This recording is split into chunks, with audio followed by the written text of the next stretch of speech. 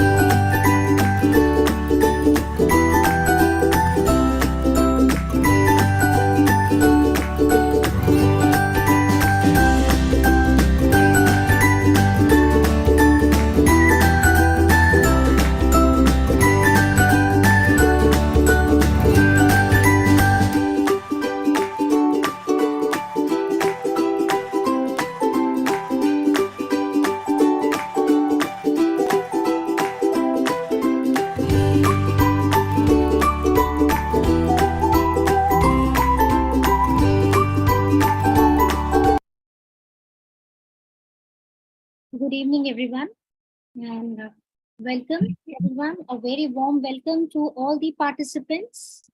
I'm Rupa from Eschan Publishing, and we proudly present to all of you once again today's webinar series, specially curated for pre-primary educators, which is in continuation from July 14th. This webinar would be taken by our expert, Ms. C. Rajeshwari, who will be addressing today a very special, a very important aspect of preschool education, documenting and communicating assessment in FLN. This would be a 1-hour session from 4 p.m. to 5 p.m., dear audience. Before we begin the session, just a reminder to all our dear audience that there will be a quiz which will be organized on 29th of July. Now, creating no more delays in the today's session. And let me welcome our expert, Ms. T. Rajeshwari. Welcome, ma'am. A very warm welcome to our session today. Rupa. I would just like to introduce ma'am, though now you might have attended 3 sessions already. Rajeshwari ma'am is an early childhood education specialist, and currently she's heading and supporting the early years program development and execution department for Scolaire Education Services, Hyderabad. She holds a diploma from University of Cambridge International Examination in Teaching Methodology and an MBA in Education Management. She has a postgraduate diploma in Early Childhood Education, post-graduation in HRM, MPhil in Commerce, and a BA and MA in Child Care Education.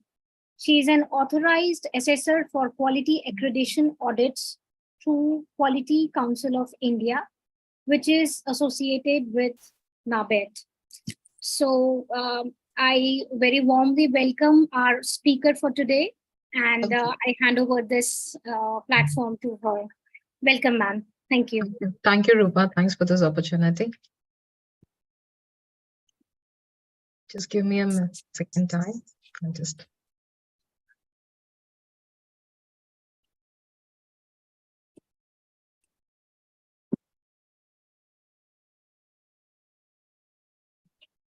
Miss?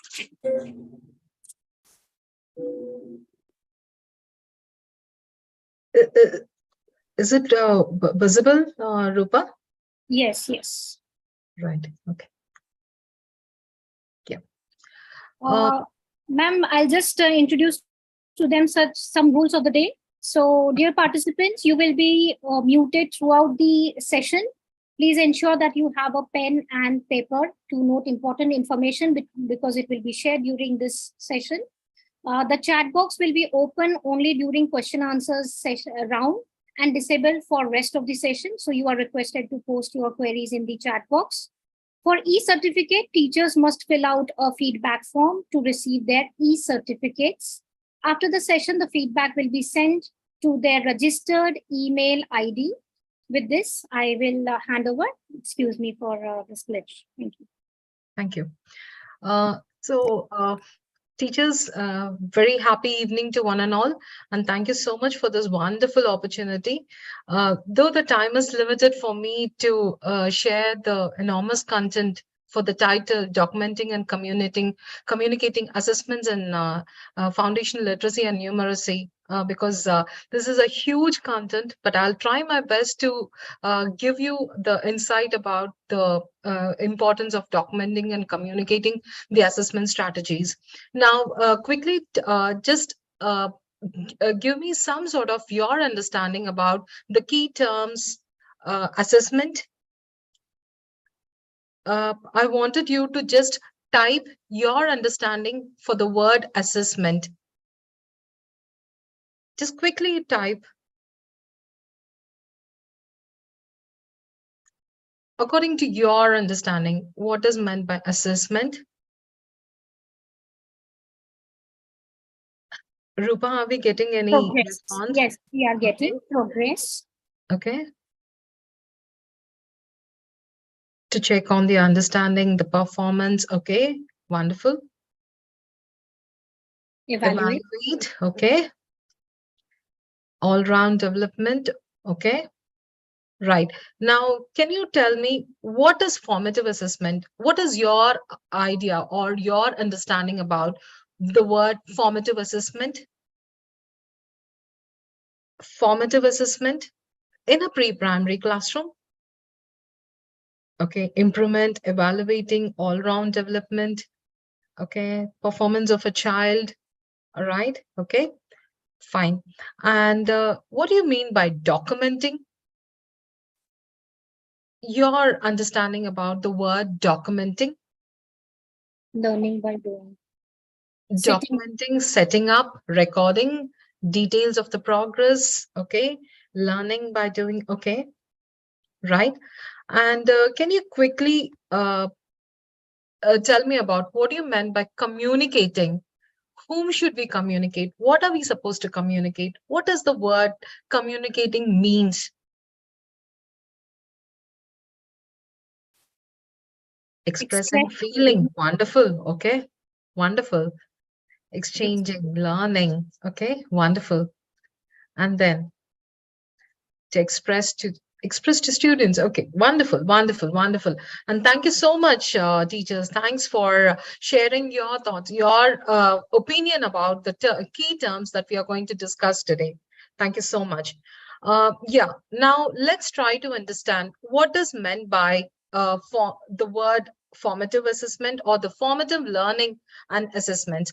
Now, when we talk about the formative learning and assessment in the pre-primary classrooms, it refers to the ongoing process of gathering evidences and information about the children's progress and understanding to inform the teaching and support their learning.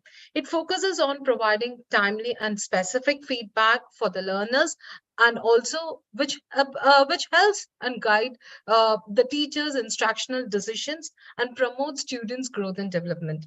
Basically, in a pre-primary classroom, formative assessment involves observing and documenting children behavior, interactions, and the work samples.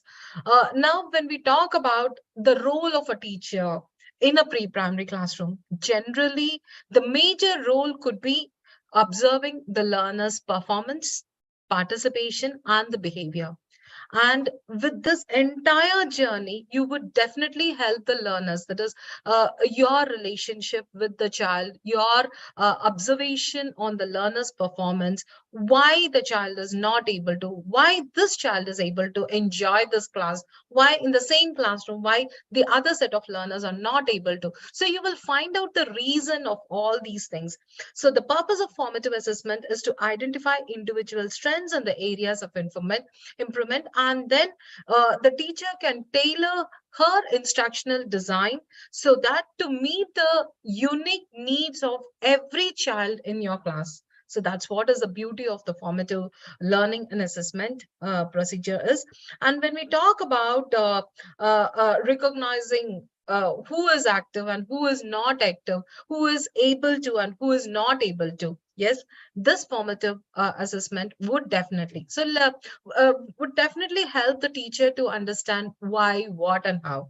Right. So let's dive in detail about the assessment strategies and other things. Now, when we talk about the importance of formative assessment in a pre-primary classroom, yes, formative assessment plays a very crucial role in the pre-primary education due to its numerous benefits. And we are going to list out few of the important, what do you call, key reasons why formative assessment is important. The first and foremost thing is the teacher can design her individualized instructions through the formative assessment. It helps the teacher to understand each child's unique strengths, the needs, the learning styles. By gathering the ongoing assessment data, the teacher can tailor her instructions to meet the individual student's specific requirements. And then the formative assessment in the pre-primary education would definitely provide insight into the children's learning gap, the misconceptions, the areas that require further reinforcement.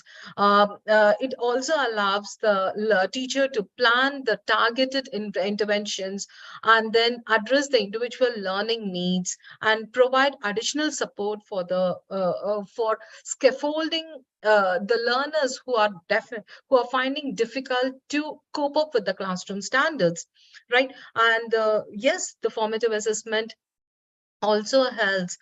It involves in providing timely and specific feedback to the student.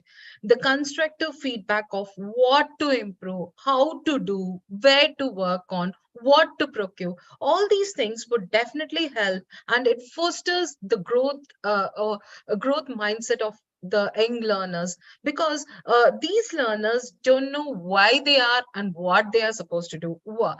Especially when you talk about the nursery kids, they are completely clueless about the different activities they are involved in and what is the goal or the standard that the classroom is taking forward.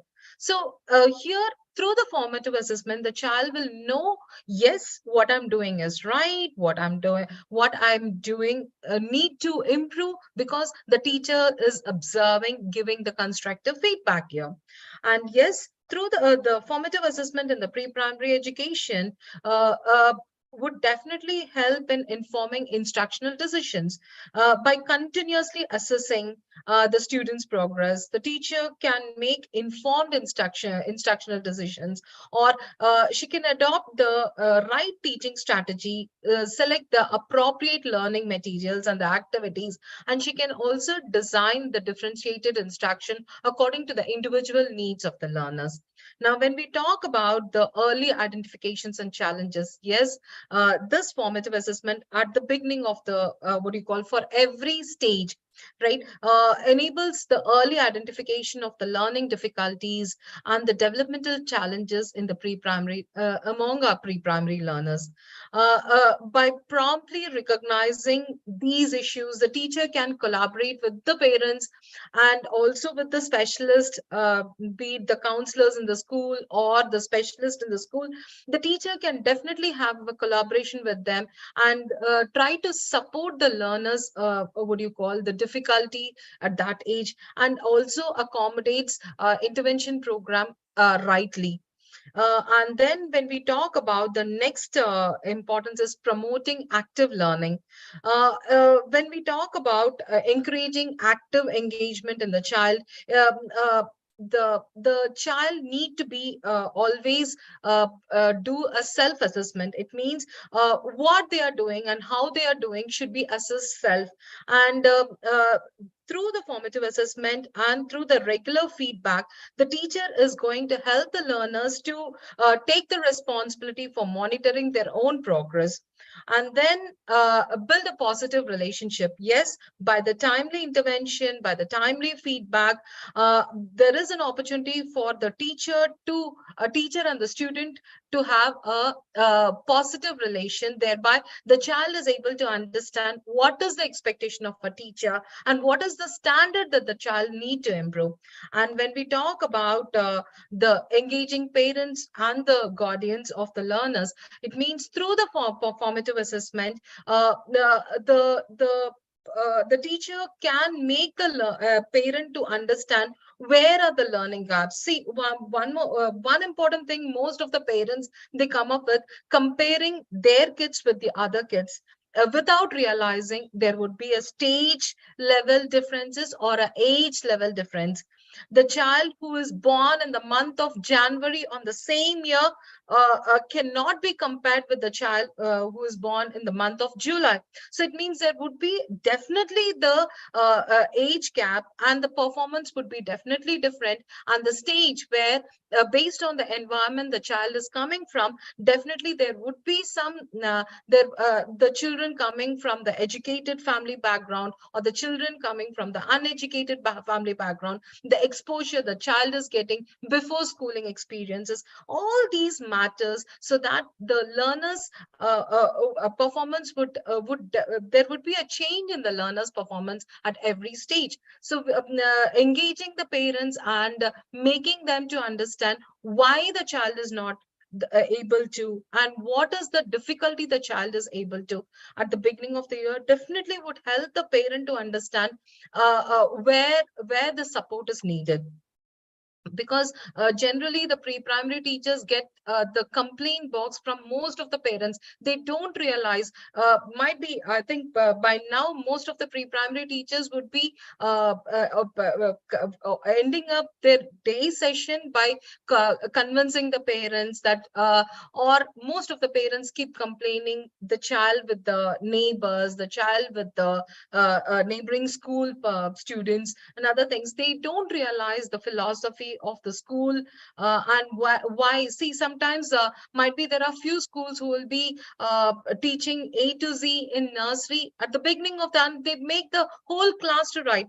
And there are few schools who come up with the right philosophy, saying, okay, first let's strengthen the fine muscle development. Let's make sure that the learners listening, speaking, reading skills are developed, and then the fine muscle developmental activities are given for them to develop that what do you call, the proper directionality of the letters. So that there are differences among the schools also. So making the parent understand through the regular observation report would definitely make the parents realize the school standard. And when we talk about the significance of documenting and communicating assessments in the FLN, see, first and foremost thing is the pre-primary teacher is of a what do you call, she plays a primary role in making the what do you call, observing, transforming the child's difficulty level to a age appropriate or accommodating the child to meet the age level standard activities, right? So here through by documenting and communicating assessments results, the teacher is trying to track the skill development. It means especially the literacy and the numeracy skills in each child. Now, where they stand, whether the child is facing the fist control problem or is finding difficulty in identification of the letters or the new numbers, or is the child developing the difficulty in conserving the objects and the numbers. So where is the problem the child is facing? So all these things can be tracked at the beginning of the year, and then the teacher can come up with the individualized instruction, as we discussed in the previous slide, where the teacher can tailor make her in the instructional design according to the difficulty or the ability or the interest of the learners. Here, knowing the strengths and the weaknesses of the students, the teacher can make the class more effective by addressing the individual learners' needs, right? And here, when we talk about the early intervention, documenting assessments in the what do you call, would definitely give an alarm to the parents, saying that yes, your child has a hearing problem, because at the early stage, you would see that most of the learners, that is parents, are clueless about what difficulty the learners are facing at home or before they come to school. Parents, they just go with what the child being what do you call, being a part of the family. But the moment they come to the school, they won't realize what are the difficulty the child was facing, or the child is facing because of the developmental delay the child is experiencing, right? So here, the teacher at the beginning of the year, what do you call, promptly coming up with what the intervention, the early intervention, the difficulty the child is facing in talking, or the difficulty the child is facing in hearing or seeing or communicating or expressing. Where is the gap? All these things could be monitored, documented, and evidenced, and that can be showcased to the parent.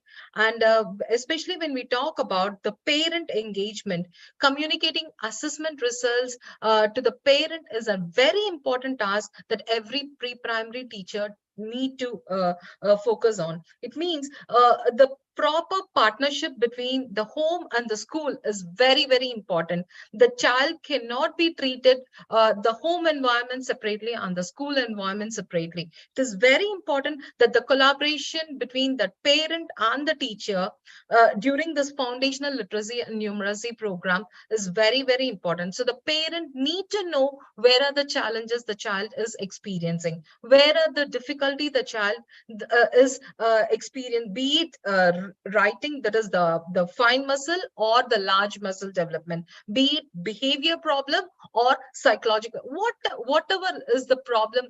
Through the early intervention, by communicating to the parent at the right time, the parent has to engage along with the school, what do you call, the programs that are assigned by the school, and trying to equally contribute their efforts, so that we can see that the learners are getting the right and the quality education during their foundational years.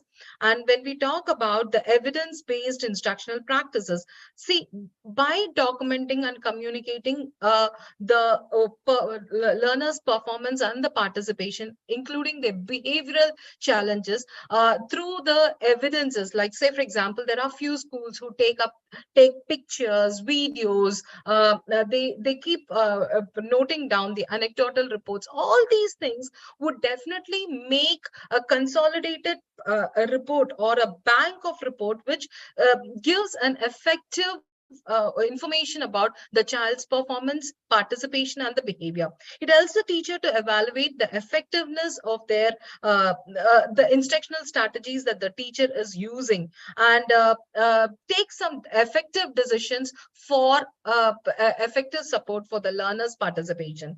And when we try to talk about monitoring program effectiveness, it means documenting and communicating assessments in FLN for the pre-primary teachers also help to evaluate the effectiveness of literacy and numeracy program and the intervention that are needed for the effective execution. It means when we talk about the teacher trying to bring in some new activities or the new research and other things.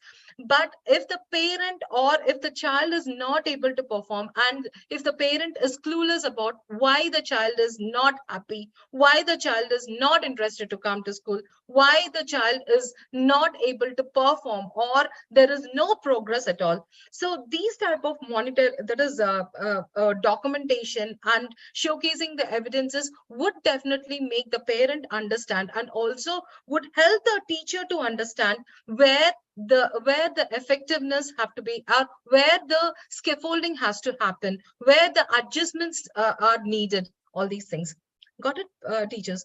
Now, when we talk about understanding FLN assessments, it means first and foremost thing is, let's understand what is FLN assessment. It means it refers to the evaluation of basic reading, writing, and the numeracy skills that are essential for the child's early learning and development. See, the entire pre-primary education is focusing on pre-reading, pre-writing, and the pre-number concept. So you cannot expect the learners to have a direct reading or a direct writing or a direct number work operations. You have to make sure that there are multiple ways of engagement activity where the learners are involved in the reading readiness program, writing readiness program, and the number readiness program. So until unless the learners develop the comfort zone in these three readiness programs, you would not see the effectiveness of the foundational year transaction. And yes, the foundational literacy and numeracy assessment aims to measure the students' proficiency in fundamental literacy and numeracy concepts.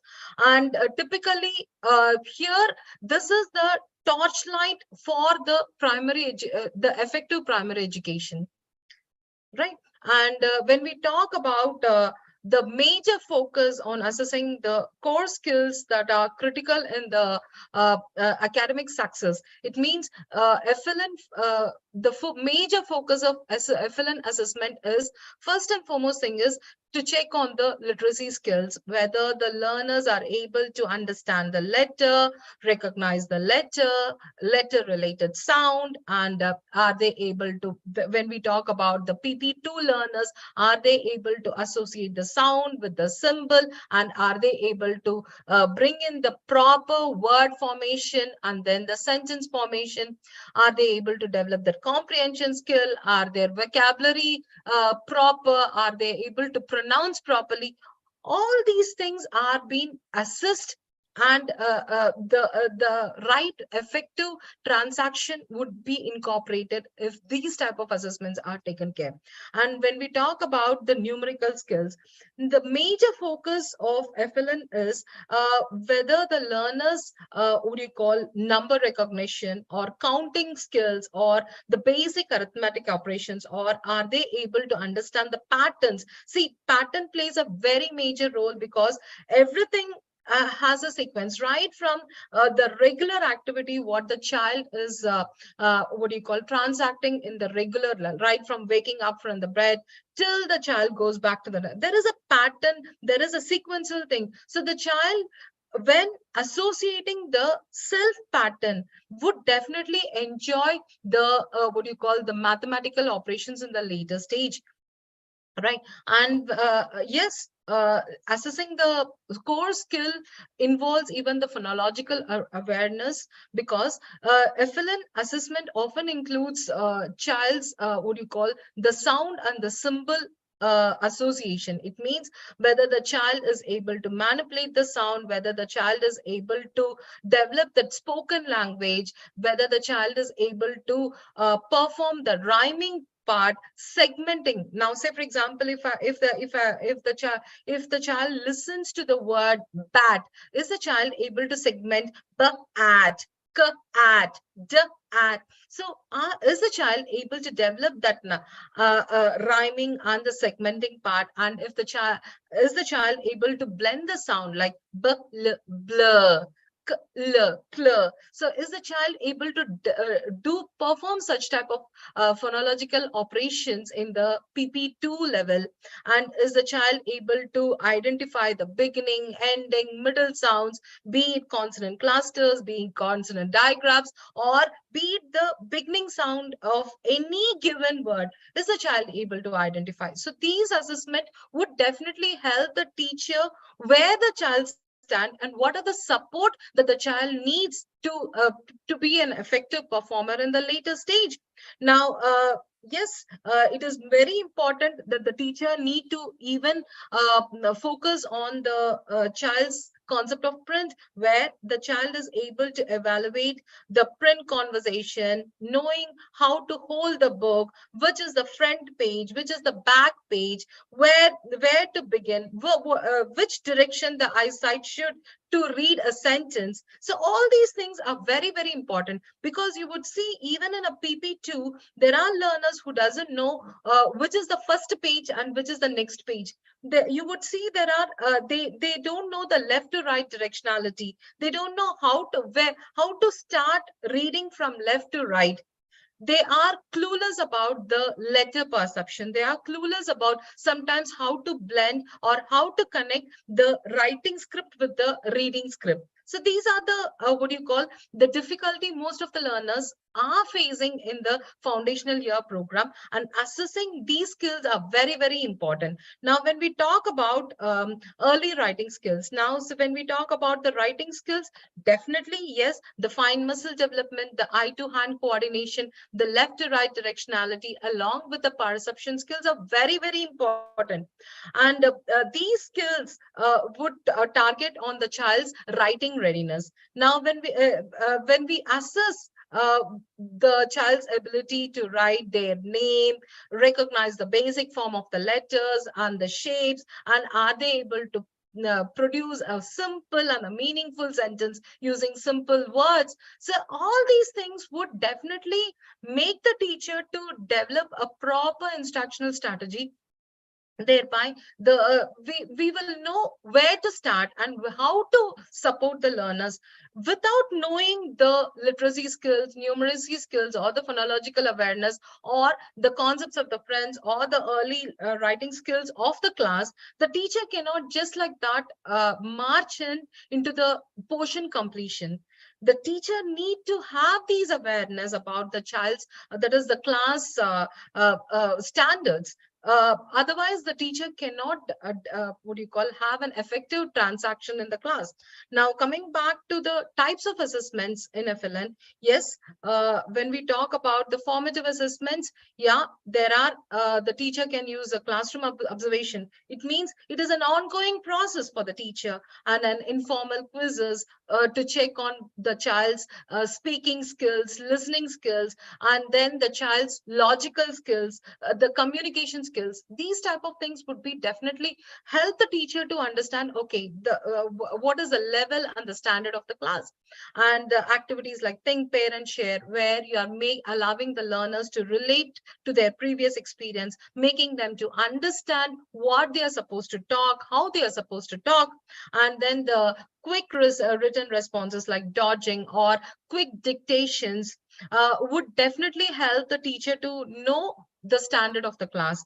And when we talk about the summative assessment, yes, summative assessment basically it is engaged at the end of the unit. And the main reason why we use summative assessment is to check on the benchmark of the class, or to check on the standard the classroom is experiencing, that is the class is performing.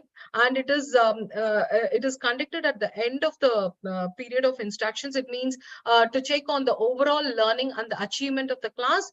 And you would see that there will be a standardized test, like a pencil and a paper test. There will be oral assessment, written assessment, and the oral assessments in the form of a summative assessment to check on the entire classroom standard. Now, when we talk about the diagnostic assessment, which means this is which I always recommend to the most of the pre-primary teachers to conduct at the beginning of the year, to check on like how we have taken care of the focus areas. The same way we need to take care of the the child's phonics skills, the numerical skills, whether the child is able to read it aloud, whether the child has having any difficulty in pronunciation, where the child stands, whether the child is having the fist problem, whether the child is having the physical problem of sitting for a longer time. Where is the problem? All these things the teacher can start assessing at the beginning of the year, rather than complaining about the child's behavior, participation, or the performance at the end of the year. Right, so it's very important the difficulties are assessed, and it has been properly diagnosed, and a right info, that is right support, is handholded to the learners at the right time, so that the learners will become an effective performer, effective participant, and also their behavior will become right in the classes. Now, coming back to the nature and the purpose of assessments. Now, in the competency-based curriculum, which is proposed by the NCF assessment, this simple way to generate assessments in the foundational stage is, first and foremost thing is, identify the needs, preferences, and the interest of the learners, rather than directly focusing on completing the portion. The first month, the first few days, or the first 10 or 15 days, it is very important that the teacher is able to identify the needs. What are their basic, their biological needs, psychosocial needs, their egoistic needs? Why is the child behaving like that? Why is the child not adjusting? Why is the child not performing? Why is the child not regular to the school? Why is the parent coming with a bank of complaining every time? So try to understand, identify what, where, and then it is very important that the teacher give an insight of the learners learning, their achievement, and making the the teacher focusing on the course of action, that based on the learner's performance, how the teacher is going to manipulate her instruction, thereby the child is becoming an effective performer, active participant, and showcasing a right behavior in the class. Right, and then the main purpose of assessment is to allow consolidation of learning. It means the assessment task, when it is well designed, will definitely help the children in consolidating their learning through a meaningful activities and exercises.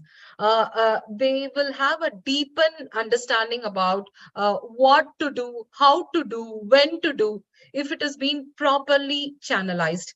Right, and making collaboration and coordination with the different stakeholders. Like, say for example, if I talk about the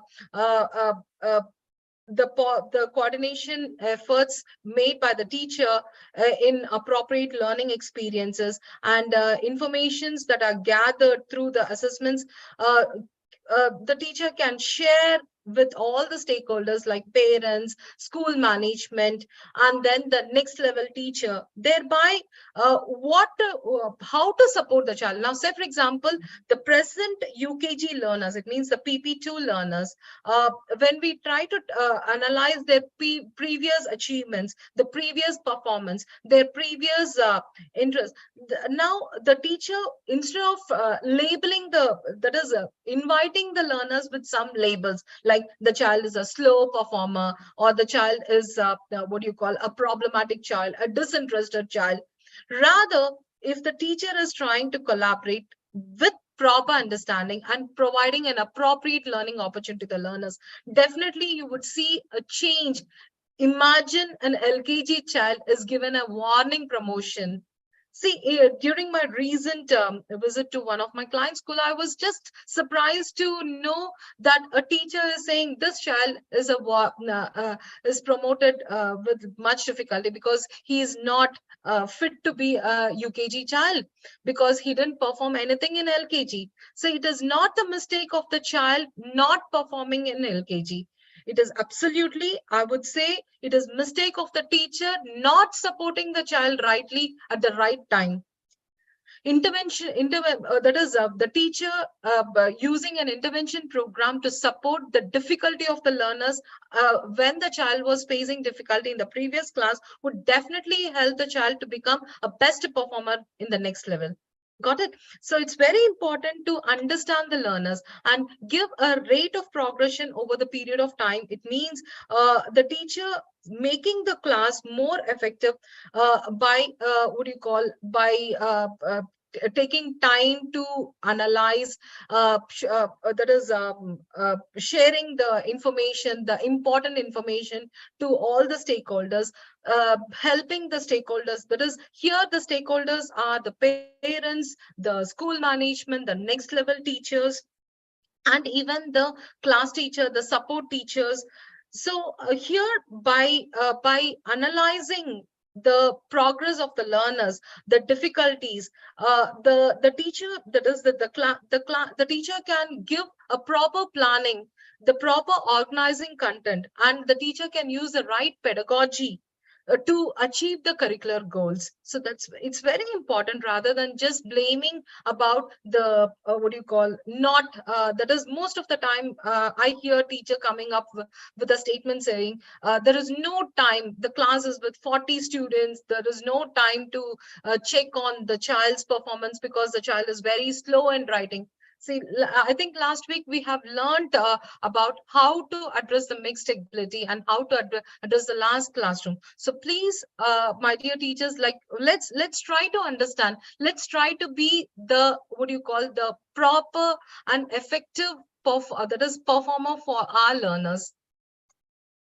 Now, when we the very purpose of assessment results, or the very purpose of we insisting on assessment at the early stage, is giving overall view about the learning achievements of the learners, and what is the aggregate level, and where are the areas that the teacher can be helpful, so that the school leaders can plan in organizing some of the might be, if the teacher herself is finding difficulty to perform, to address the needs of the learners, let the school leaders take the initiative of training the teacher, or ensuring that just imagine the entire class is having a low grade, is not able to perform, is not able to participate actively, and the whole class is like completely dull, or the whole class is not at all interested in participating. Here might be there should be a change in the strategy, the change in the approach, or here the stakeholder of that is, if I talk about the school management and the teacher, they need to put their equal role in making the in taking up the right decision. And sometimes it is very important that the teacher reflecting on self and to come up with an appropriate strategies to accommodate effective assessments, that is effective activities in the class. Now when we talk about the why assessment is important. Yes, definitely assessment will give a different socio-economic background, like why is the child not able to understand what the teacher is talking. See, now if the school is having a campus language of English and the teacher is forced to talk only in English, and you would see there are few learners whose mother tongue is not English, or who is not coming up from an educated background, would definitely be a passive performer, or a child would not respond to the post questions. We cannot just like that say that the child is slow in or slow or a shy performer. We need to understand the learning gaps. We need to understand their background, their the child level of interest.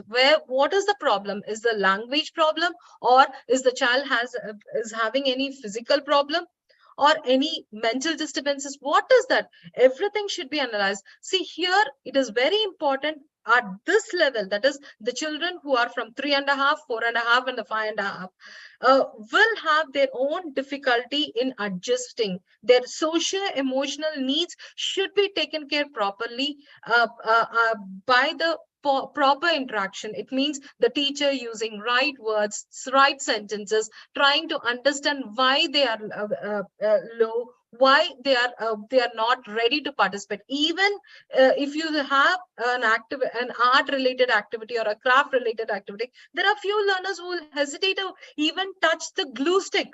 They don't like something which because might be at home the parent insists not to touch anything which is harmful for the skin.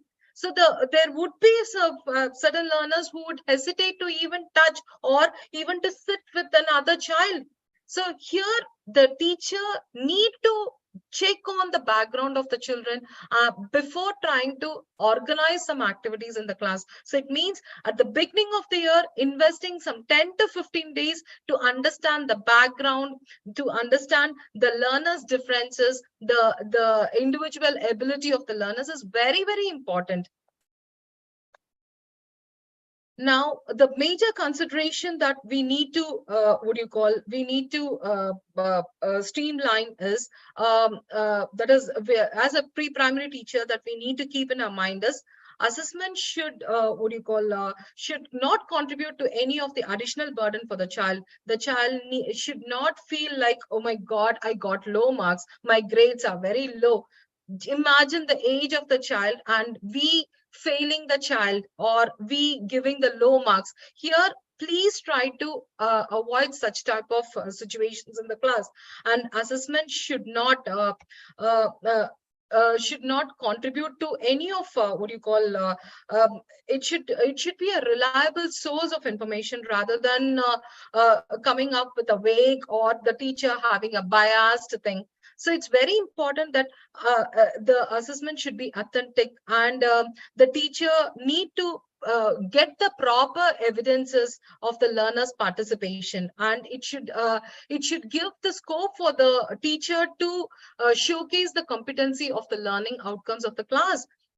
And assessment should not should allow for the diversity in the children and in their learning. It means the children they come from the differently, and they have that they come up with the they have the differences in their learning style. They have their differences in their ability, in their interest. There might be many ways to assess the achievement of the learning outcomes, rather than teacher fixing on one particular assessment strategy in the class.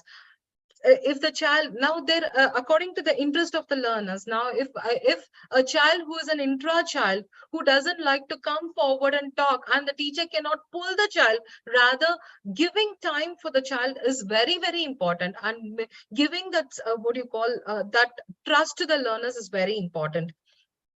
Now, assessment should enable the it should enable that is it should give scope for recording and documenting rather than just for the sake of. Sometimes we would see that the teacher comes up with an assessment which is just like that. It is for the sake of what do you call, it is there in the timetable or something like that. It is very important because here you are going to check on the learner's performance, participation, and the behavior. It's not just the academic excellence alone. So it's very important that the teacher is recording and documenting all the assessments that are happening in the class, right?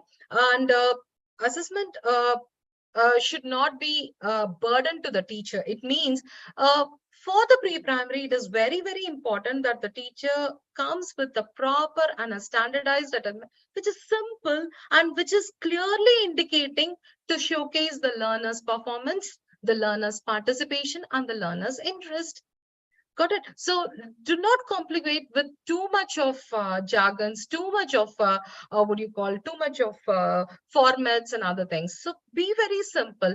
Is the child now, when it is the literacy related, where you have to check on the listening, speaking, reading, and writing. When it is math, that is the cognitive or the math related, you need to check on what the child's identification of the numbers, relating the number with the values. Is the child able to perform the mathematical operations? Is the child able to follow the patterns? So likewise, for every strategy, I would request the teacher to first list out the different areas of observation and then start transacting the class based on the observation criteria. Thereby, it would be very easy for the teacher to perform the assessment report. Right. The major methods and the tools of assessments are, first and foremost thing is, observation of the child is very important, and analyzing the artifacts. Now let's see what is what comes under, or what all things covers under observation of the child. Now when we talk about observation, right, observation is not just the child's academic excellence alone. Observation covers the child's performance in different activities, different situations, different what do you call, different activities where the child is trying to involve, perform, and then the different situation the child is being a part. Right. So it's very important that the teacher is trying to observe every element of every child in the class. Right. So for the systematic observation for assessment, it's very important that the teacher does the planning, effective planning, what to observe, why to observe, when to observe. Right. Thereby, the teacher can make a list of competencies and the learning outcomes that would help her to come up with a proper design. So that there will be gathering of evidences. In this process, you would see that the teacher would take time to gather evidences in this process. Thereby, you will have a solid information. Yes, so and so out of 40 children in the class, these many children were able to complete the task with the minimum support. These many learners were not able to perform because they have the difficulty in understanding, they have the difficulty in adjusting with others, they have the difficulty in what do you call, in connecting with the materials that are given, they have the difficulty in understanding the instruction what was given in English. So it might be anything that the teacher is trying to observe. Thereby, the children performance, participation, and the behavior is recorded. Now, based on the gathered evidences, the teacher can help, or the teacher can come up with what? A proper reflections and come up with the further progress related activities. It means through the evidences, through the record, that is the record keeping of the performance of the learners in the form of an observation, the teacher can progress each child's over a period of time. And every concrete evidences would inform the teacher how to plan and how to modify her teaching for the future classes. Right. So it's very important the teacher observing the performance, the participation, and the classroom effectiveness. just imagine the teacher coming up with a plan saying that, okay, let's have, let's have a field trip. Without a teacher's proper plan, the task of a field trip would be definitely a flop show if the teacher is not coming up with a proper, uh,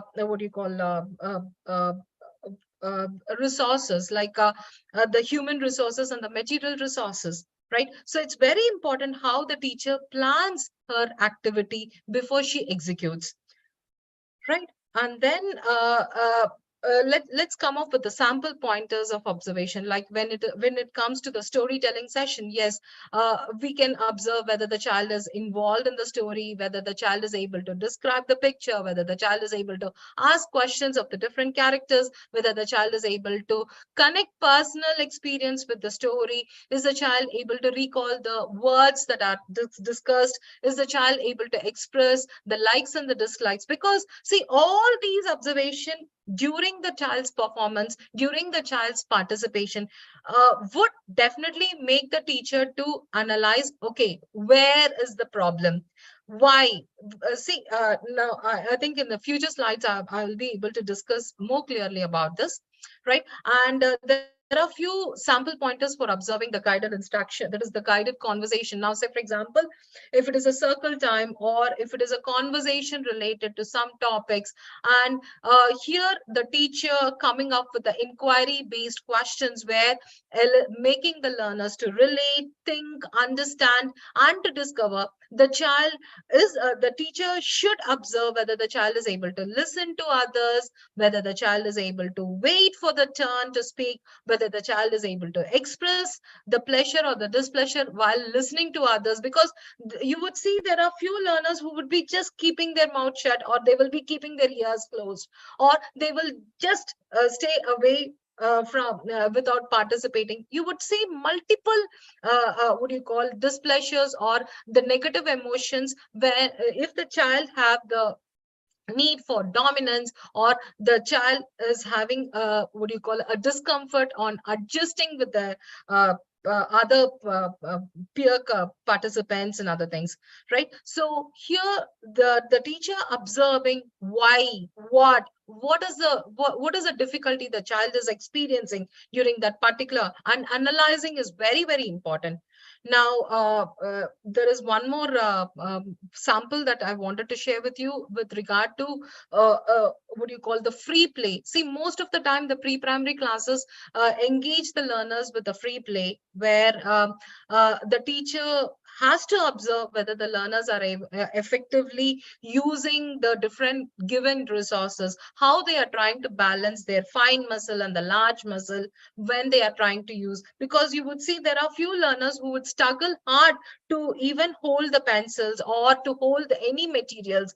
They would definitely, there are few learners who would not adjust with others, or they will keep grabbing everything. They would not, or if somebody achieves something, or somebody exhibits the complete now if I talk about building blocks, and if when a group of kids are playing, and if one child is able to complete the building blocks and another child who has a need for distraction would destroy, here why the child is doing such performance, why the child is behaving like that, is needed, is to be observed, and it should be oriented right by the teacher, rather than expressing the negative emotions or punishing the child there, right?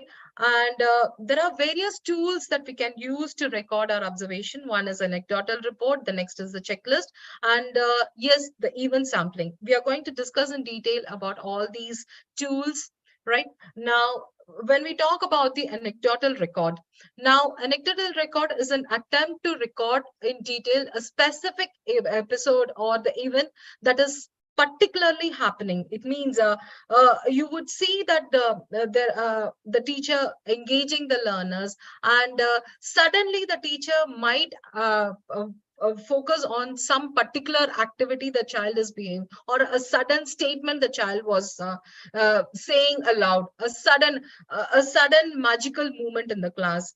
So here the teacher trying to now say, for example, so and so child was silent all these days, but suddenly in this activity, the child was showing complete interest. The child was able to smile. The child was able to repeat. The child was able to, what do you call, help other. So what was the thing that the teacher has observed, which was not regularly happening by the child? Right? So those things are recorded immediately, and that is called the anecdotal report. Now, there is a sample anecdotal observation record where this is a situation where the teacher is narrating a story about a sibling, where one of the student is not ready to listen to the character in the story, because the child, the character, one of the character is a brother and the other character is a sister.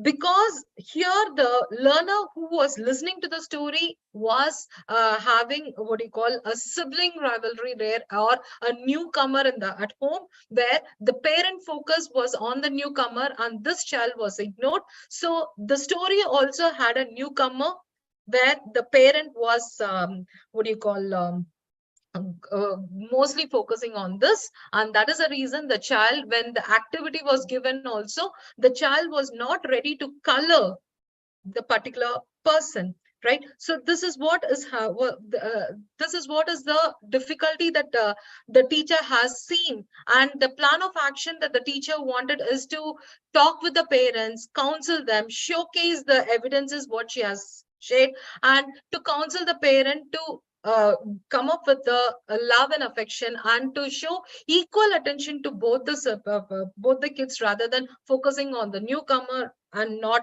ignoring the other. So such type of things would definitely help the child to be the active performer and the participant. Right now, the next what do you call, strategy that we can use is the checklist. Checklist is a tool for identifying and recording whether the child has accomplished the listed learning outcomes. See, generally in your pre-primary classes, you would be having strategies like English, math, environmental studies, rhymes, stories, creative activities, physical activities. So there would be multiple what do you call, the different learning outcomes for the different strategies that we use in our pre-primary classrooms. So the checklist would definitely help to observe the sequential approach of the learning engagement, and then to check on the learner's performance, where the child is able to and where the child is not able to. There is a what do you call, because here every strategy, like every subject, here the strategy for the pre-primary is the different subject that teacher is engaging with, right? So here the checklist will have multiple outcomes here. So the teacher will have there will be either a mix and match or an yes or no type of what do you call, pointers in the checklist document. This is a sample checklist where I try to come up with English, where observing on the listening and speaking, and whether the learners are that is emerging in their reading. So these are the and I have also given the different quarters. It means for the first 2 months, how was the child's performance? The next 2 months, how was the child's performance? And next 2 months. So here, by observing this checklist, the teacher can know the classroom standard, the behavior of the learners, and their attitude towards the subject also. Right now, when we talk about the event sampling, yes, while anecdotal reports and observation checklist, anecdotal reports are mostly detailed. It is a qualitative based observation. And when we talk about checklist, it is a summarization of which has a fixed format. There is no deviation plan in the checklist, right? But the event sampling is a combination of both, right? Where it is neither an anecdotal report or a what do you call, an observation checklist. Any event which is frequent, that is now, say for example, here the teacher wants to actually redirect the child's unacceptable behavior, or something that the child need to change. Here the teacher is trying to record take a let us use a simple table according to her. What are the changes that she wanted to see in the child, and what are the things that the child is performing, right? So those details are created by the teacher, and it is being observed. It can be what you call the teacher simply can take up few. Now, say for example, the teacher is making the class to perform in the group activity.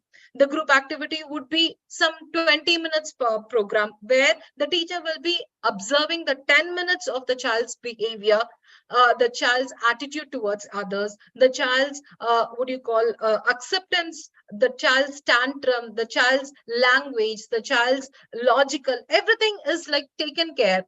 So here the teacher is focusing on what do you call throughout the 20 minutes, uh, uh, where the teacher is trying to observe what the child is doing, right? Thereby, the teacher is trying to understand the behavior of the learners, the participation level of the learners, the performance of the learner. Thereby, through that evidence, the teacher is trying to change the pattern through a simple, what do you call, a simple and meaningful task in the next stage. Now, there is what do you call, a sample that I wanted to share with you, where here the teacher is trying to accommodate the group of children in the class, where there is a group activity and the children are asked to, that is taken for a field trip, that is for a nature walk, where they were asked to collect some materials.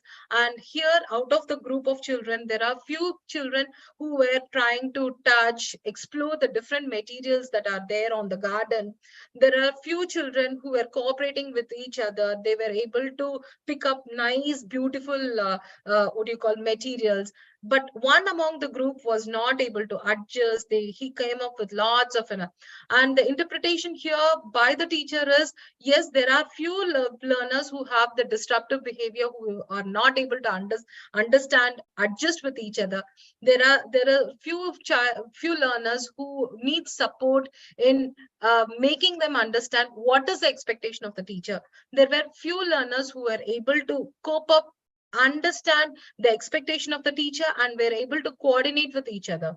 Now, here the teacher is trying to, what do you call, her concern is there were few learners who are not able to perform. They have the disruptive behavior between each other. So here the teacher is coming up with an action plan by providing, or by counseling, or by checking on their family background, why the child is behaving. Is the child a single child or a single parent child? Why the child is not using abusive language? So all these checking would definitely help the teacher to make the child behave right in the next level.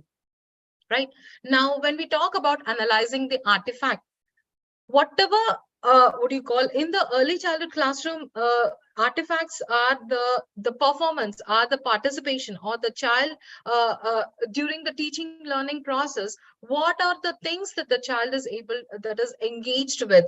And what are the things that the child is able to perform? What are the things that the child is able to produce? All these things are covered under artifact. Here, especially the child's socio-emotional behavior, the child's logical language, the creativity, the physical the physical movement, the aesthetic development, all these things are observed.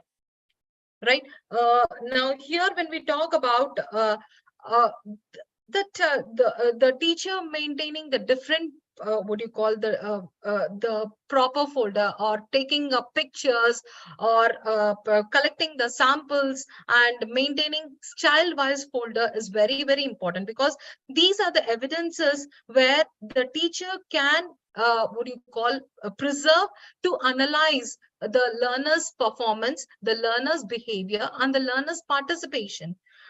Here it is very important all these performance, or the what do you call, these type of activities are recorded properly using the observation notes, and these could help the teacher to provide a comprehensive information on the child's learning, the child's development, and the child's progress to the stakeholders like parents, school management, the next level teachers. right? Now, when we talk about the portfolio, now say for example, the portfolios are nothing but the compilation of the individual child's work, where that work will be based on the child's ability, the child's efforts, and the child's development over the time.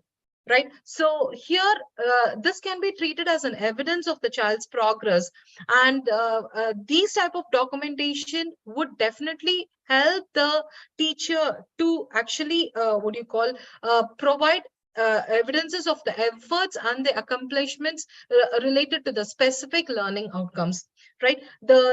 Here the teacher should analyze the child's specific outcome and mark the progress where the child was at the beginning of the year and where the child is progressing. Is the child showing some improvement? Is the child enjoying? Is the child being slowly trying to connect, trying to change the attitude and the classroom culture? So all these things are monitored and by observing the portfolios.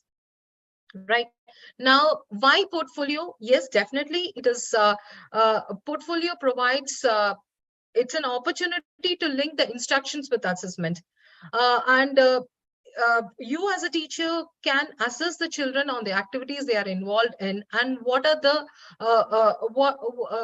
different classroom transactions. Now it is an opportunity for the teacher to link how a teacher, that is how a child is performing and what is the child improved, right? And it is a record of each child's development through the continuous observation and the information gathering.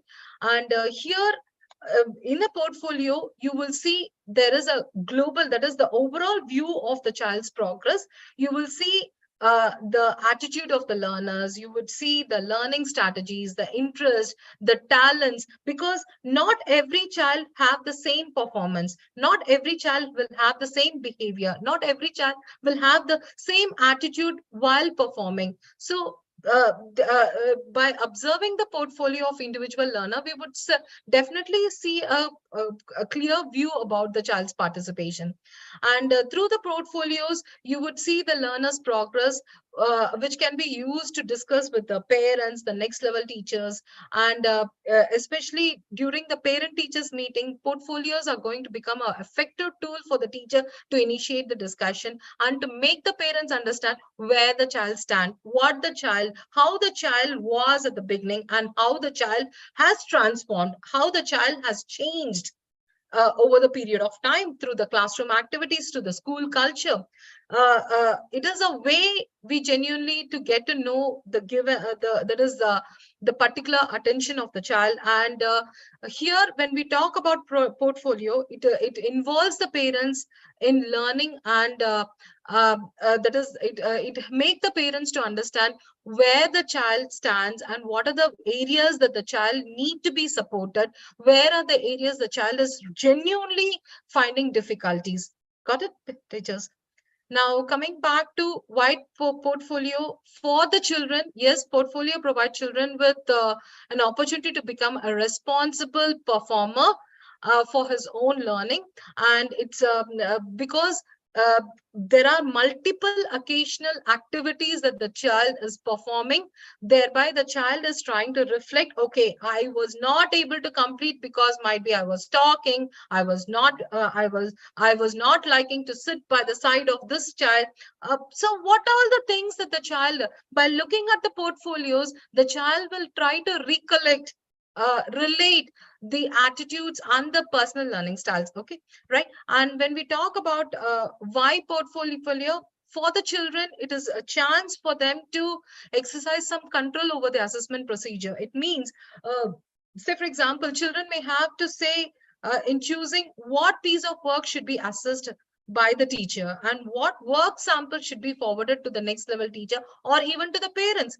It means the child is taking the decision of what he or she should be assessed, right? Thereby you can also arrange to have a discussion for their progress and where why are they facing the difficulty, What is their problem? Now, say, for example, a child who is not ready to participate in the storytelling competition, right? But the child is ready for the drawing competition, right? So there is a difference. Like now, allowing the child to participate the way he or she is interested, and then slowly inviting the child to observe the other child's participation, where it is going to become more simple for the teacher to educate the child. Yes, even the other strategy which the child was feeling it more challenging will become simple if adopted, right? If phased. So this is how the portfolio would definitely help the child to have a control of the assessment procedure. And yes, there will be a tangible evidence to check on the progress of the children, to relate, since they choose each of the speech of the, because see, now when they keep looking at their profile, they would start recollecting, oh, this is a day when the teacher was insisting me to.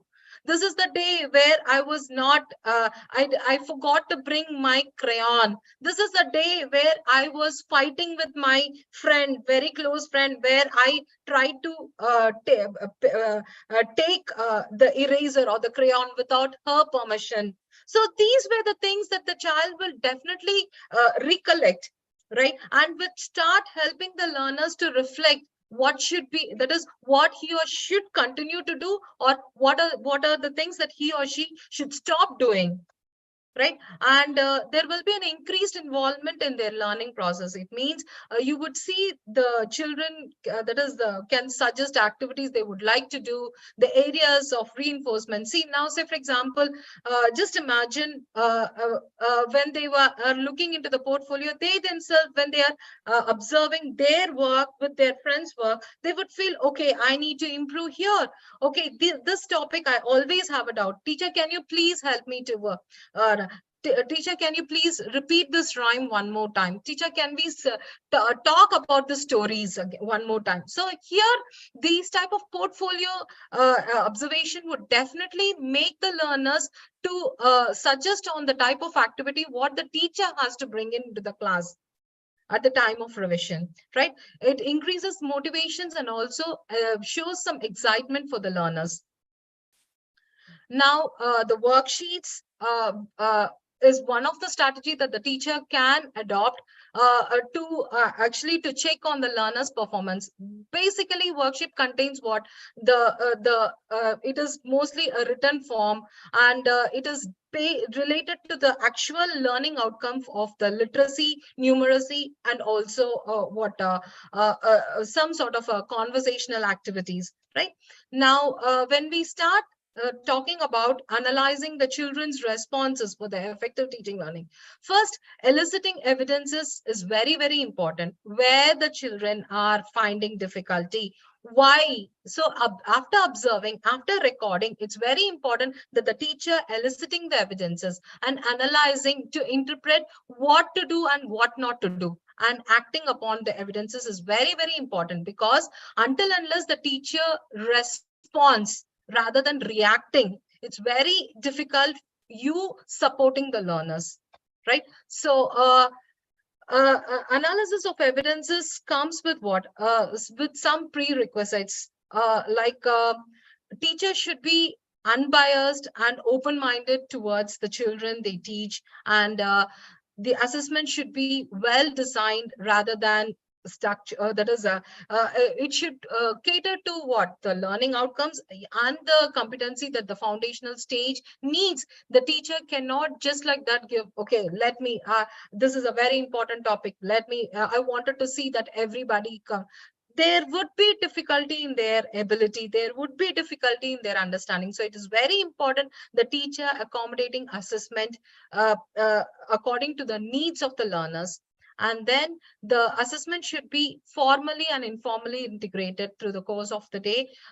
See, here we would definitely recommend to have an ongoing assessment rather than coming out with a structured pencil and paper test, right? So let the assessment be informal, where the teacher is observing during the regular classroom transaction.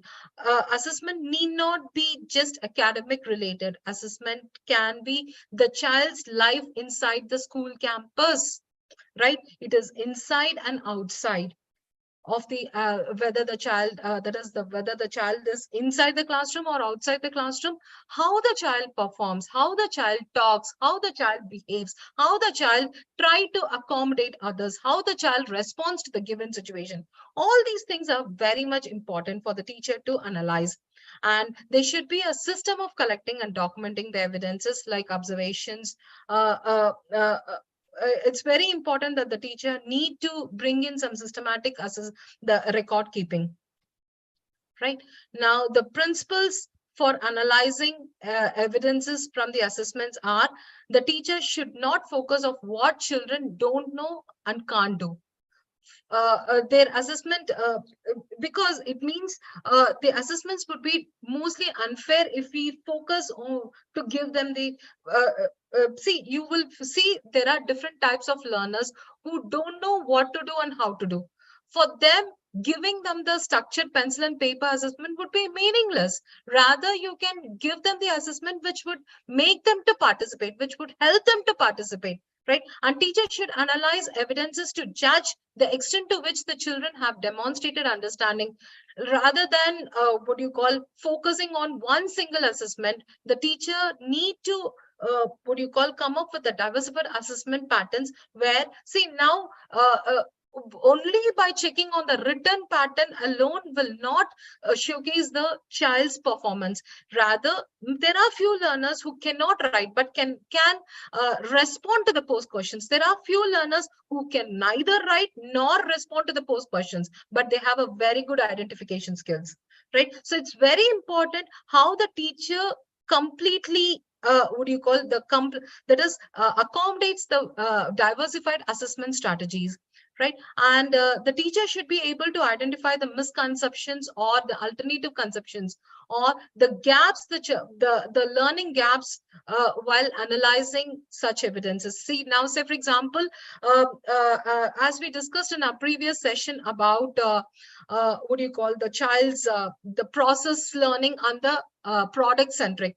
Well, is the teacher focus on the product? It means every child in the class should neatly complete the work, the artwork should color. That is the teacher calling everybody one after the other and trying to make, okay, come on, stick the eyes here, stick the nose here, rather than allowing the children to imagine what, how, based on their previous learning experience, providing them the opportunity and giving them the scope for them to do the work by them is very, very important. Thereby, you will know the child's actual learning experiences. Got it? And teachers should use multiple sources of evidences rather than just concluding with one single written assessment results, right? It's very important that the child's the entire journey is being assessed properly. Got it, teachers? Right. Now, acting upon the analysis is how should the teacher act upon the evidences that the teacher has collected in the learner's learning process. The different strategies are: one is revision or the practice of the skills that are not learned by most of the learners. It's very important. See, revision, reiteration, revisiting frequently would definitely make the learners to become the active and an effective performer. And organizing learning experience through the strategies and the methods of the different kinds is very important. And identifying the children who need extra attention. It means giving them what you call individual opportunities, supporting them with some what you call extra tools and techniques where the child is able to work with confidence is very, very important, rather than mixing the class together. Got it? Right. And then documenting and communicating assessment period with the aggregate and the summary of the analysis of the what do you call of the learner's performance in the class is very, very important. And your teacher maintaining a separate folder for each learner is something that every teacher should follow. It means all the information about the child, the teacher narration about the activity that the child performed during the particular topic. Everything should be maintained separately so that the teacher, while reflecting or while revisiting on the folder, would help the teacher to know the different action plans, right? The summary of the analysis would definitely help the teacher to capture in the holistic progress card. Right now, the general information that we need to observe is about the family background, the basic detail, because when we try to talk about the holistic progress report, the HPC, right, it's very important that while interpreting the child's behavior, participation, and the progress, it's very important that the teacher need to collect the basic details about the child's name, the date of birth, because date of birth, including the year, is very important. And because most of the parents, they keep complaining that their child is not able to write, but they are not understanding. They are comparing with the child who is 5 to 6 months elder to his or her child, right? So here the child's date of birth and recording it right, and that is in the classroom birthday chart should reflect all these details, right?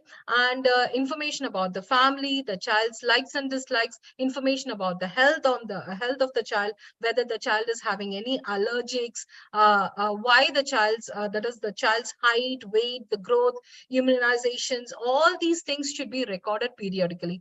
See, supposing generally you would see there are few learners right from nursery till UKG, if they are in the same school, you must have seen that when they, at the time of admission, the child would be, suddenly you would see the child would be obese, or you would not see any change. Right from nursery, the child would be just the same. Now, what could be the, might be the child is overnourished or undernourished. Might be the child, when the child was in nursery, was a happy child. Now, by the time the child was in UKG, the child was like completely disheartened. The child shows the tantrum. The child is not accommodated. What could be the reason? So all these details would definitely help the teacher to come up with a proper action plan, right? And teacher's narrative summary is also one of the important factor that we need to. Narrative summary is nothing but a description about the child's learning, the qualitative information about the child's progress, and what the child is good at, what the child need to improve, what are the areas the child is showcasing more interest, what are the areas the child is hardly interested in. So all these descriptive summary would definitely help the next class teacher at least to know about the child's performance, participation, and the behavior, right? Generally, we could cover the strength on the challenges, the developmental delays, the learning progress, the achievements, the child's interest, the areas what the child shows more interest. All these things are covered in the narrative summary. Now, the holistic progress card, which either that is mostly it is individualized, and it is having a comprehensive reporting of the child's progress based on the evidence gathered throughout the learning journey of the child, right? It means, now say for example, for a period of time, now in the first quarter, in the first 3 months, how was the child's linguistic skill, how was the child's logical skill, how was the child's physical skill, how was the child's creative skills. All these things are observed, recorded, and the evidence are taken. So those things will help the teacher to have a proper analysis to record in the holistic progress card, right? And here by tracking the progress of the child against the competency that are defined in the, see, because the curriculum what your school follows would definitely have some goals, right? By the end of this year, all the learners in this class should be able to do what are the things. See, before these learners go to the next level, what are the things that the learners are expected to do? So it means you will have the curricular goals. Every school will have a curricular goals, and the teacher marking the competency based record keeping, and trying to record those trajectory in the proper document is very, very important, thereby describing the areas of observation and that is mentioning in which level the child is. Now, say, for example, if the child, the level of the child in what do you call at the beginning of the year is was unable to hold the crayon. Now, after 3 months, the child is able to hold, is able to color inside the boundary, is able to understand and perform the task with minimum support or without any support. So this is how the child's progressing is taken care, is being recorded, and it's been showcased. This information, these type of what do you call record keeping would definitely help the teacher to have a structured discussion during the parent teachers meeting, right? And when we talk about the competencies that has to be reflected in the holistic progress report. Now, when we talk about the levels, right? Now, be it rhymes, be it stories, be it games, be it English related activity, be it the local language related activity, be it math related activity, the teacher should bring in some curricular related goals. And what is that? See, according to this age, now if I talk about English at the nursery level, what is that the teacher is expecting? At the LKG level, what is the teacher is expecting? At the UKG level, what is the goal that the teacher is expecting or the curriculum is setting up? Thereby, the teacher, through the observation, should know whether the child is able to or meeting the expectation. Is the child in the level 1 or is the child moved to level 4?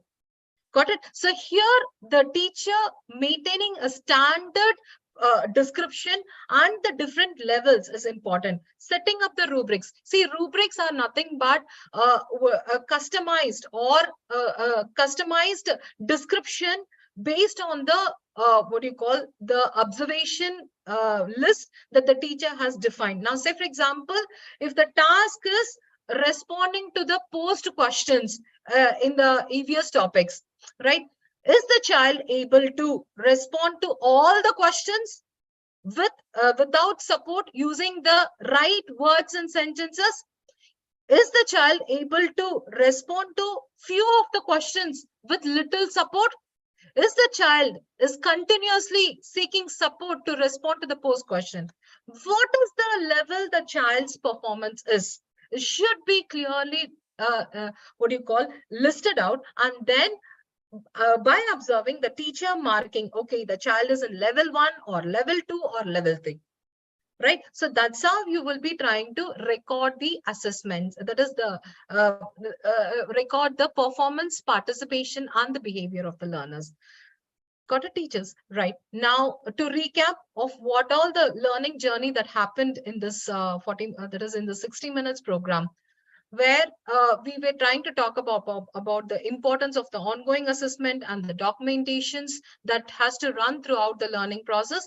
And we were trying to emphasize on the importance of documenting and communicating assessments in FLN for the that is for a pre-primary teacher. What are the things that we need to take care of, and what are the best practices for documenting and communicating assessments?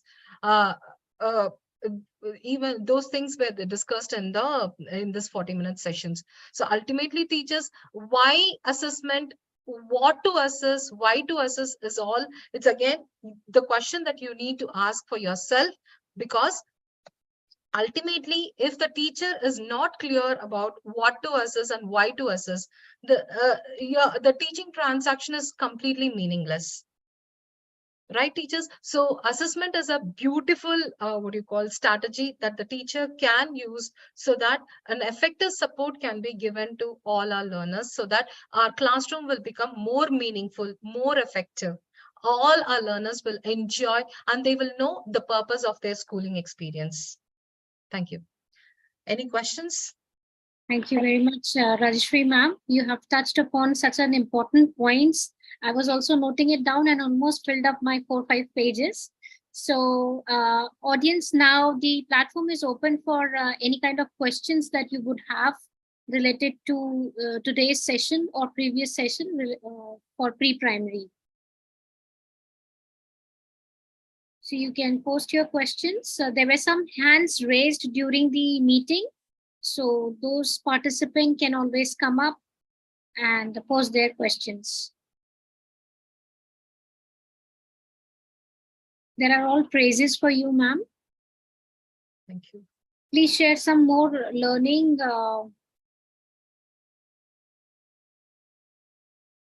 outcomes or checklists. Okay. I think ma'am has given one sample which you can always refer to while going through the recording that would be available on the YouTube, right? So those samples will be very useful to you. I'm sure it will help you to prepare your own customized assessment. There was one question. What is how do formative assessment used in early childhood education? We were discussing, the whole session is about the same. The teacher observing the learners continuously. Itself, it's an formative assessment where the ongoing learning journey, if that has been tracked every time by the teacher and supporting the learners every now and then with the positive feedback, would definitely improve the progress of the learners.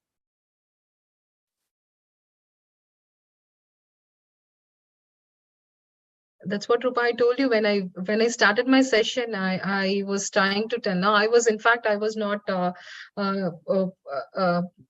I don't know whether I'll be able to cover the entire content within the given time. I was worried about the time limits. No problem, ma'am. I'm sure this will be helpful to teachers. You have covered many topics quite in detail, and I'm sure when they are creating an assessment, then they will be able to, take up all the pointers and customize for their own needs in the classroom. So again, for the certificates, you would be, you will be getting a feedback link in your registration email ID. So request all the participants to, fill up their feedback forms to get the certificates. There is one question, Rupa. How to get behavioral aspects when we come to know that it is parents' influence and over pampering. Yes, of course, this is a behavioral trait that the teacher has to monitor. Definitely, coming up with some strategies where inviting the parent for a coffee morning type of event, making the parent to be a part in the classroom transaction, where allowing the parent to observe the child's performance, allowing the parent to observe the child's behavior in the class, the type of words the child is using, and how other kids are trying to participate, behave. So giving the live evidences to the parent would definitely make the parent to understand. Or counseling the parent if this is impossible, if inviting the parent inside the classroom is impossible in few of the cases, right? So in that if that is a problem, then the teacher can either do a counseling session, make the parent understand that this is what is the expected behavior in the school campus. So it's very important counseling the parents, that to the young parents of today's generation. No, they need lots of counseling because they are losing the art of expressions to their children. One more question related to autistic child. Kindly share some quick points to assess an autistic child, as he listens and understand, but it takes a lot of time in comparison to other kids to make him understand, and sometimes I fail. So if you could address. Right. Generally, good that the teacher has observed that the child is an autistic child, and the teacher is aware that the so-and-so child is an autistic child. Right. Now, I request the teacher to first know how to handle the autistic child, and then what are the basic challenges the teacher would be experiencing with the such and such child is might be the child will not be quick respond, that is responder, or the child's participation would be low, or might be the child will still show that disruptive behavior where the child will not mingle with others. So here, observing, knowing that the child is not comfortable, knowing that the child is not going to be the active performer, right? So here, having a separate observation checklist is whether the child is changed, whether the child is enjoying, whether the child is liking, whether the child is talking in the particular task, how many times the child was using this particular word. Because you would see there are autistic children would use certain words repetitive, right? If they don't like, they will start repeating the so if it means, if the child is repeating, it means the child is not enjoying that.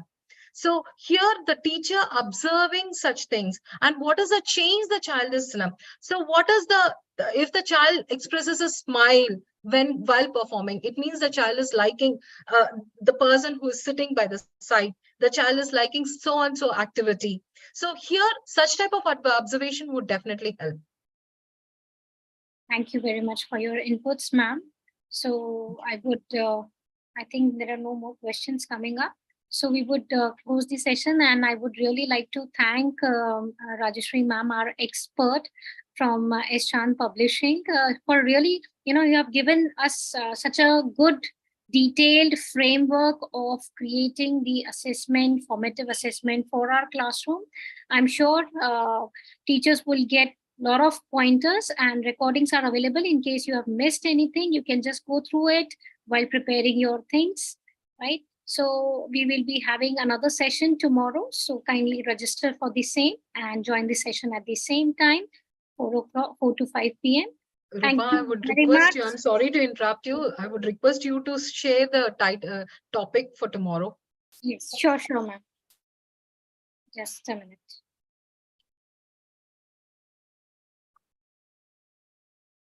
So it's the power of manipulatives of foundational literacy and numeracy. The power of manipulatives in foundational literacy and numeracy is the topic for tomorrow's session. At the same time, I would really thank you, ma'am, for joining us, and we'll see you tomorrow. Thank you so much. Thank you all the audience for sitting for such a long time. I'm sure that this will be helpful, and see you tomorrow. Thank you. Thank you.